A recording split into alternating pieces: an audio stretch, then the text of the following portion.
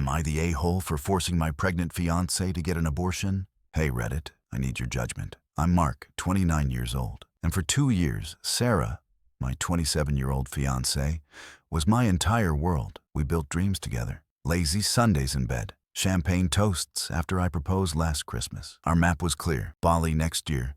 A house by 35, then maybe kids. Someday, a comfortable, distant someday. Then 3 weeks ago, everything exploded. Sarah stood in our bathroom doorway, pale but with this fragile hope shining in her eyes. She held out a pregnancy test. 2 stark pink lines. We're pregnant, she whispered, her voice trembling but soft. My stomach dropped. Ice flooded my veins.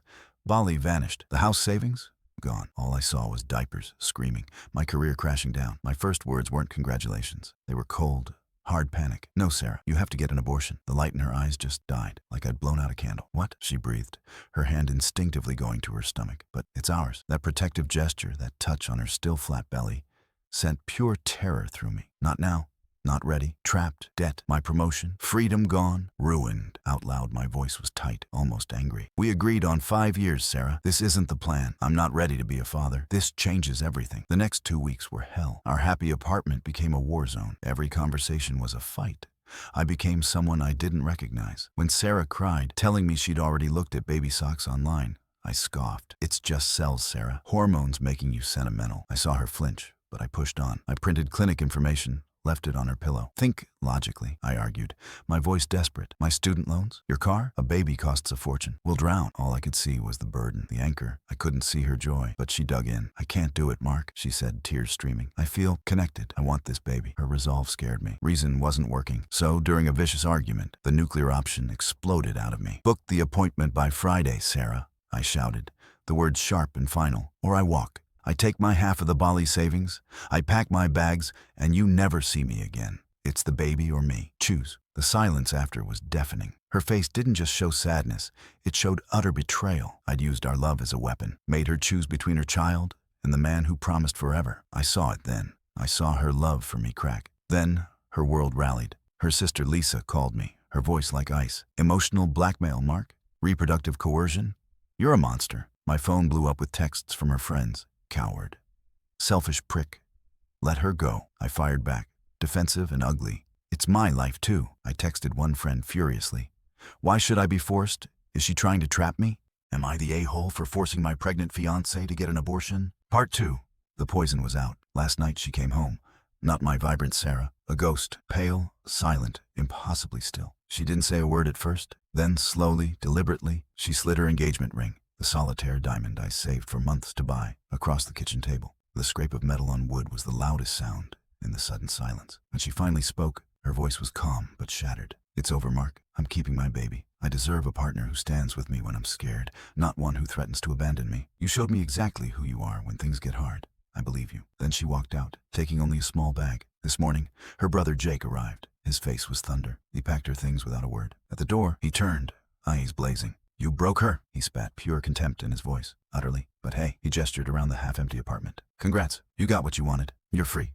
The door slammed shut behind him. Now, the silence isn't tense. It's empty, hollow. I can still smell her lavender shampoo. I see the dent on the couch where she always sat. The future we built? Ash. And the life I was so terrified a baby would ruin. It feels utterly, desolately ruined anyway. By me. So, Reddit, I panicked. I felt trapped by an unplanned future. But the threats, the pressure, the ultimatum. Did I become the villain? AITA for demanding my pregnant fiancé get an abortion and threatening to leave her alone if she didn't? Edit 1. Context and realization. Posted 1 week later. The comments are brutal, but fair. I left out critical context. First, our plan wasn't vague. We had a detailed spreadsheet called Life Goals 2025 to 2035. Kids were scheduled for year 2033, requiring $200,000 savings first. Our actual savings?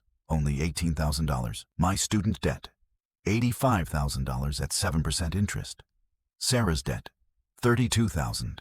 In our high-cost city, daycare averages $2,200 monthly. My panic wasn't irrational. It was spreadsheets screaming financial ruin. Second, my family trauma. When I was 10, my dad screamed at my mom while she held my newborn sister. You ruined my life. He left 6 months later. We survived on food stamps. When Sarah said pregnant, I relived seeing my sister crying in soiled diapers we couldn't afford to change. Third, her family's help. They offered free childcare, but last year they gifted Sarah a car then demanded she cancel our vacation to remodel their kitchen. I feared lifelong obligation. Fourth, the ultimatum wasn't planned. It erupted at 2 a.m. when she said, "I already love it more than I ever loved you." That gutted me. I retaliated with nuclear words I'd give anything to take back. However, knowing that Sarah loved something that didn't even exist yet more than me, destroyed my any semblance of calm or rationality in the moment. Question: does surviving poverty justify self-protection? Edit 1. Context and realization. Posted 1 week later. The comments are brutal, but fair. I left out critical context. First, our plan wasn't vague. We had a detailed spreadsheet called Life Goals 2025 to 2035. Kids were scheduled for year 2033, requiring $200,000 savings first.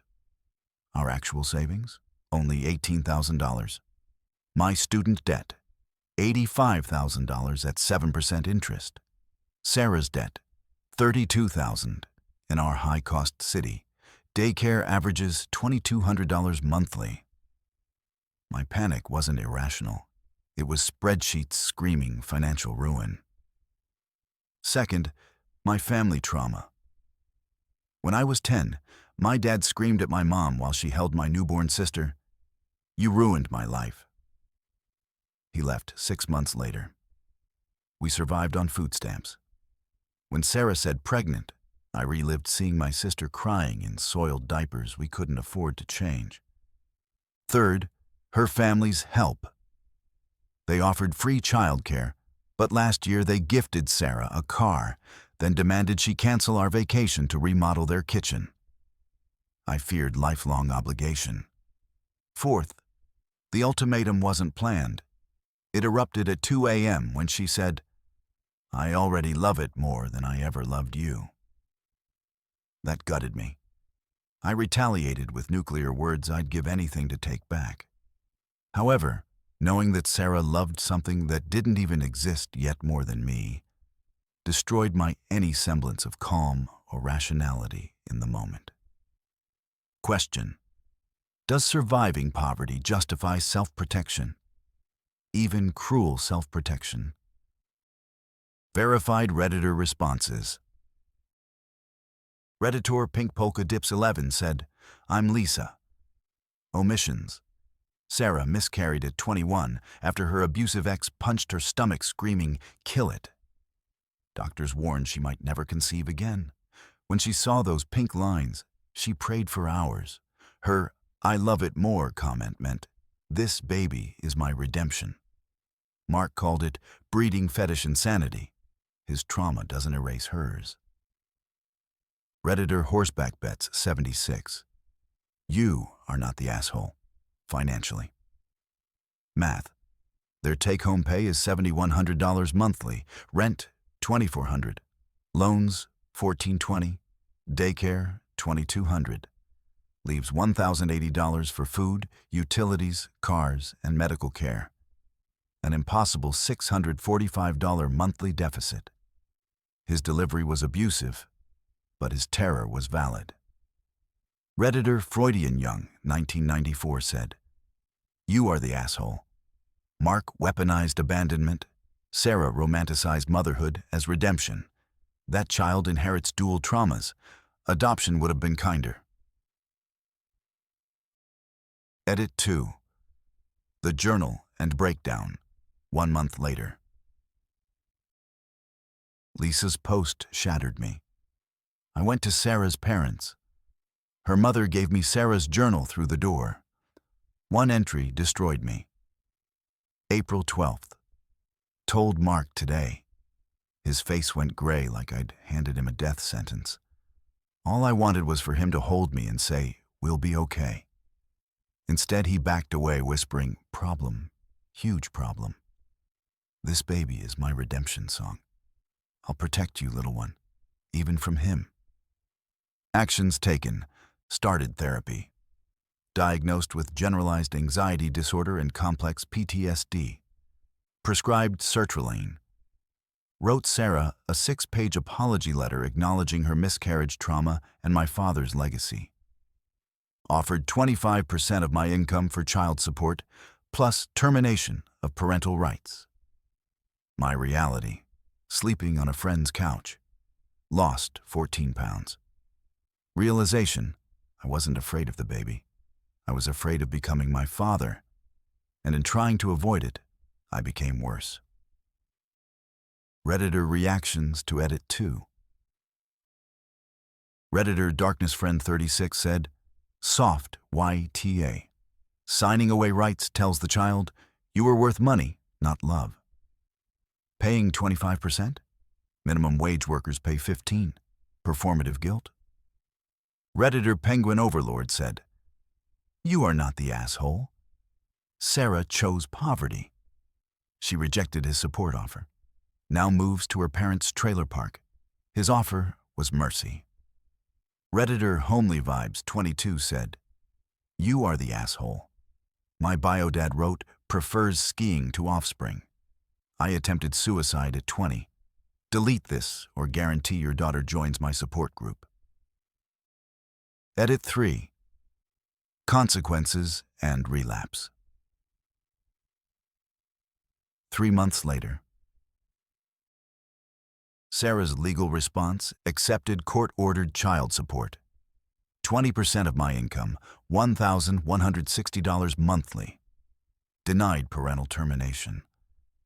Child deserves medical history access. Moving 200 miles away. My downward spiral. Medication caused nausea and insomnia. Recalled repressed memory. Dad breaking mom's wrist over $7 diapers.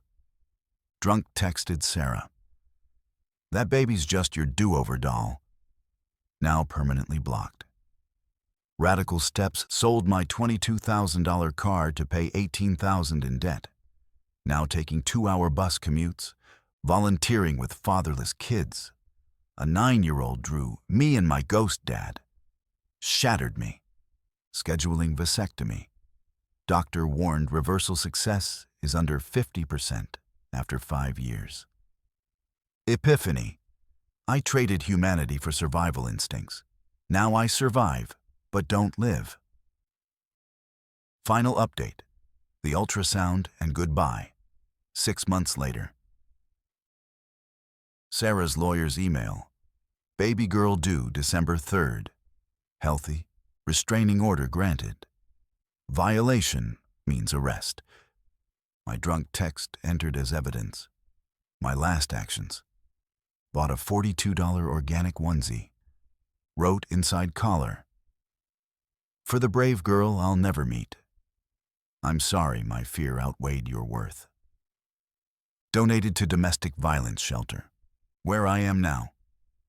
Debt reduced from $67,000 to $39,000. Starting EMDR trauma therapy. Vasectomy scheduled for December 5th. Moved cities. New job. No dating for 3 years.